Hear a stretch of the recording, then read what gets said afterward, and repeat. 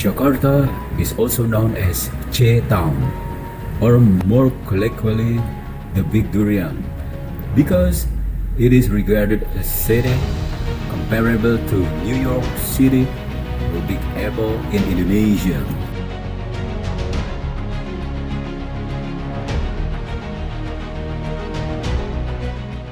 Sunda Kelapa, year 397 until 1527 AD.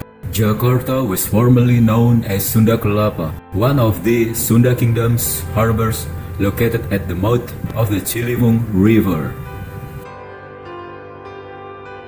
The capital of Sunda Kingdom, Daya Pakuan Pajajaran, or Pajajaran, now Bogor, is a 2-day trek from the harbor of Sunda Kelapa.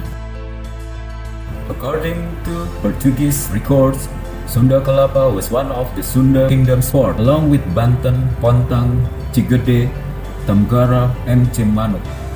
Sunda Kelapa, which is referred to as Kelapa in this book, is regarded as the most significant port since it can be visited in 2 days from the royal capital of Dayo.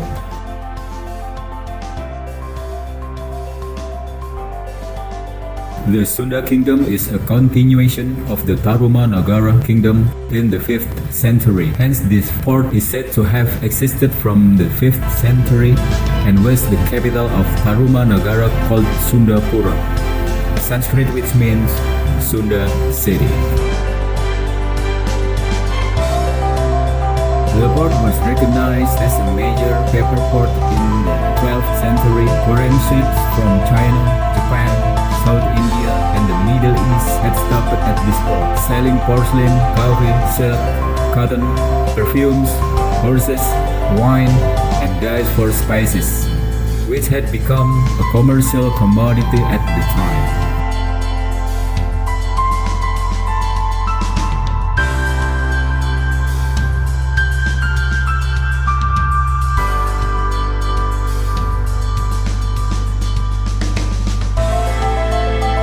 Jayakarta, year 1527 until 1619. The first Europeans to arrive in Jakarta were the Portuguese. Surawisesa, the Sunda monarchs, requested the assistance of the Portuguese in Malacca in the 16th century to construct a fort at Sunda Kelapa as defense against a probable Cirebon invasion that would separate them from the Sunda Kingdom. The Sundanese immortalized Surawisesa's request for assistance to the Portuguese in Malacca in the rhyme story Munding Laya di Kusuma, in which Surawisesa is translated by his title name Munding Laya. However, before the fort could be built, Cirebon, supported by Demak, launched an attack on the port. Sudiro, the mayor of Jakarta, decided on June 22nd as Jakarta's anniversary in the 1956 based on Fatahillah's invasion on Sunda Kelapa Harbour in 1527. Since then, the Sunda Kelapa period has come to an end, and the Jayakarta period, which lasted over a century, has begun from 1527 until 1619.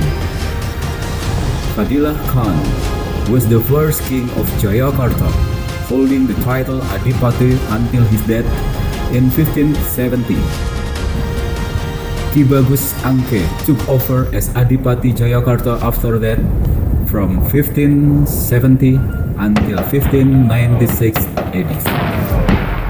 Jayakarta Wijaya Crown Prince since 1596 until 1619.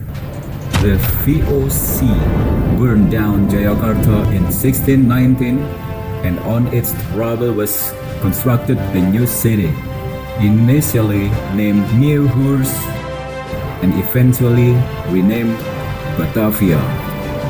During Fatahillah's rule, the Sunda Kelapa port was able to compete with the splendor of the Malacca port, which had previously served as an intermediate port for global commerce. Sunda Kelapa's location is becoming increasingly essential and crowded, allowing Pajajaran's goods to be carried more swiftly to Sunda Kelapa as ready-to-sell commodity. The reason for this is that Fatahillah is now able to make his way through by opening up markets in the Bogor region. It also prohibited the practice of monopolistic commerce. All traders from all nations, including the Bumiputra traders who obtained support from the Max monarchs, are allowed to deal straight from the first hand.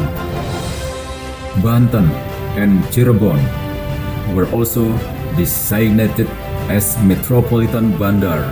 Although Jayakarta quickly became the primary region under the Makam administration. Fatahillah named the city Jayakarta, which means City of Triumph. The name Jayakarta is derived from two Sanskrit terms, Jaya, which means victory, and Karta, which means achieved. Furthermore, Sunan Gunung Jati of the Cirebon Sultanate delegated authority in Jayakarta to his son, Maulana Hasanuddin of Banten, who became Sultan of the Banten Sultanate.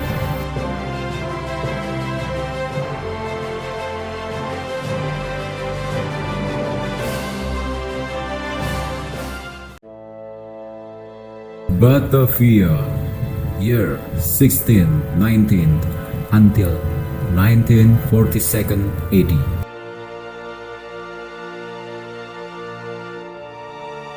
After landing in Banten in 1596 AD, the Dutch arrived in Jayakarta at the end of the 16th century. Jayakarta was ruled by Prince Jayakarta, a relative of the Sultanate of Banten. At the beginning of the 17th century, after defeating the forces of the Sultanate of Banten, the VOC, commanded by Jan Peter Zoon, captured Jayakarta in 1619 and renamed it Batavia. Batavia became into a huge and prominent metropolis under Dutch colonialism. The Dutch brought a large number of slaves as laborers for the city's growth. The majority of them are from Bali, Sulawesi, Maluku, China, and the Malabar coast of India. Some claim that they were the ones who established the Betawi tribe. Batavia only covered the area that is now known as Kota Tua in North Jakarta at the time. Sundanese people such as the people of Jatinegara Kaum lived in the Jayakarta area prior to the arrival of the slaves. Meanwhile, throughout the Dutch colonial era, ethnic immigrants established their own communities. In Jakarta, past settlements include Chinatown, Pekojan, Kampung Melayu, Kampung Bandan, Kampung Ambon, Kampung Bali, and Manggarai.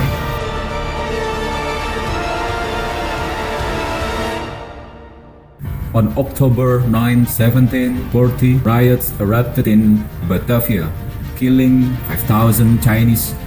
As a result of the riot, many Chinese people fled town and fought against the Dutch. Batavia extended southward with the building of Koningsplein or Gambir in 1818. On April 1st, 1905, two municipalities or gemeente were founded in Batavia's capital city, namely Gemeente Batavia and Mr. Cornelis.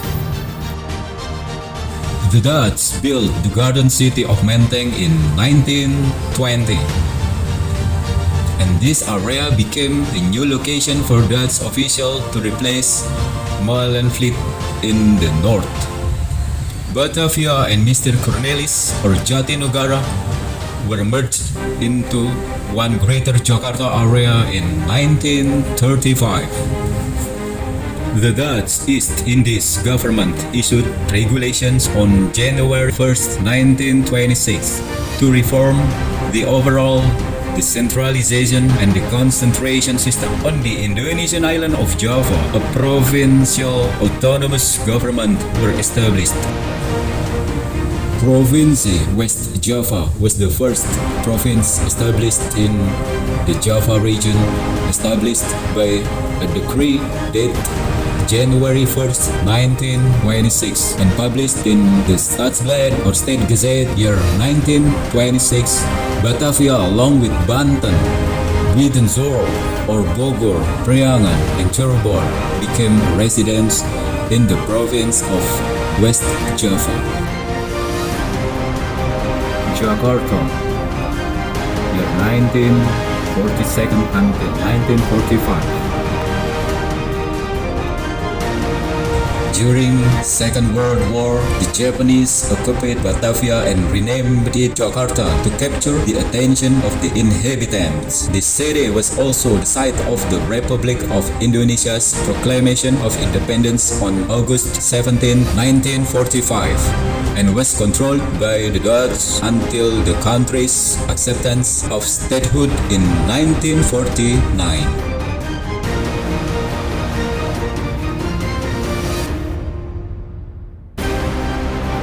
Jakarta, year 1945 until present.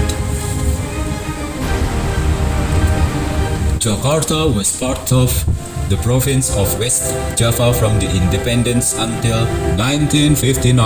The status of the city of Jakarta was changed from a municipality managed by the mayor to a level 1 area or daerah tingkat 1 governed by a governor in 1959.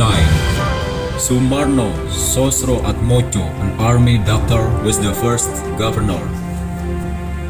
At that time, the President Sukarno made the selection of the governor of DKI personally. Jakarta's status was altered from the level 1 region to Special Capital Region or DCI, now written Special Capital Region or DKI, in 1961, and Sumarno remained governor. Jakarta's population has increased significantly since it was designated as the capital city, owing to the high need for government personnel, who are virtually entirely concentrated in the city. Its population more than doubled in 5 years. Several pockets of new middle-class villages sprang up, including Kebayoran Baru, Cempaka Putih, Pulau Mas, Tebet, and Pejombongan. Settlement centers are also created on their own by various ministries and state-owned enterprises like Perum Perumnas. During Sukarno's presidency, Jakarta initiated large projects such as the Gelora Bung Karno, the Istiqlal Mosque, and the National Monument or Monas. The Medan Merdeka Tamrin Sudirman axis. This was built as the city's business center at this time, replacing the Medan Merdeka Senen Salemba Jatinegara axis. Pondok Indah was the first significant residential center built by a private developer in the late 1970s in the South Jakarta region. In the early 1970s, Governor Ali Sadikin attempted to slow the rate of population increase by proclaiming Jakarta a closed city for foreigners. This policy will not be implemented and will be forgotten during the next governor's session.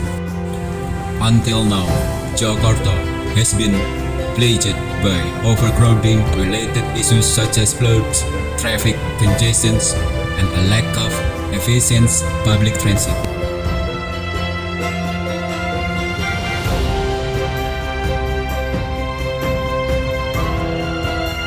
Okay guys, I think this is the end of the story. Just wait for the next story in the third episode.